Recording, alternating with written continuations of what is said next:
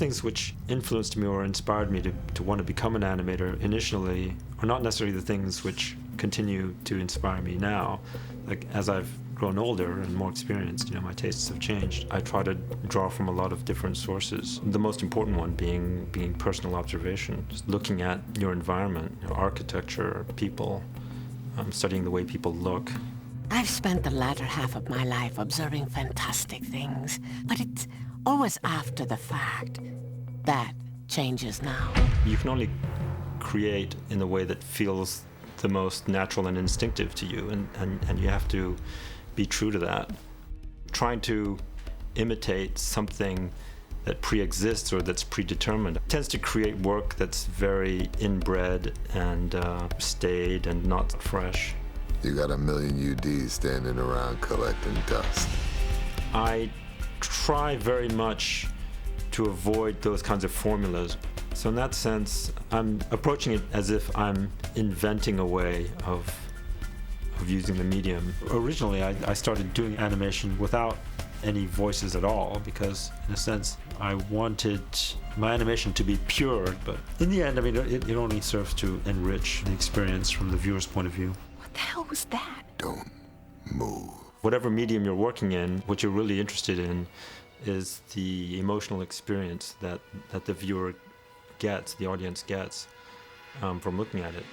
I think of animation as a method of filmmaking, first and foremost. I don't really see much of a relationship myself with comic books and graphic novels. I mean, apart from the way you draw characters. When you're an animator, you do a lot of quick, rough drawings. You need to spend more time on each drawing when you're doing a comic book, I think, because it lingers on the page and it has to hold up by itself. When you're an animator, your drawings flash by on the screen in, fractions of a second. And one way of thinking of animation is the control of the subliminal image, because you're looking at a rapid succession of images that flash so fast that they only register subliminally. And I like that elusive quality of the image in animation. But a man like you does not understand such a thing by being lectured. You must experience it. I'm very fortunate to have a really, I think, a very top-notch crew here.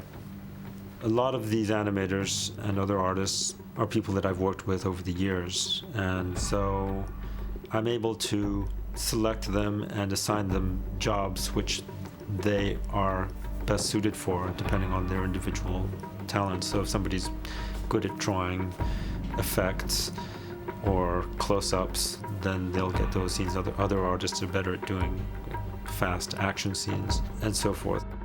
Very often I'll look at the way another designer has done something and I'll say, well, that's fine, except I just wish that he would do this a little more, like put more emphasis here and less emphasis there. Creating is as much knowing what to avoid doing as knowing what you have to hit. Here, they are appreciated for what they truly are. Art.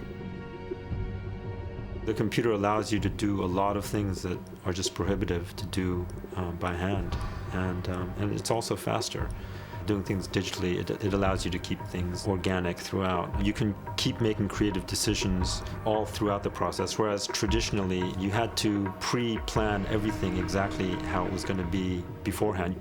For me, the thing that is appealing about doing animation by computer is that it continues to progress, and so the technology keeps advancing, and each year practically we see the medium develop, whereas you don't get that with 2D animations. In the end, I think whether the character is drawn by hand or it's generated by a computer program, I think the audience doesn't care, really. It's what the character and the story is able to convey emotionally. That should be the key.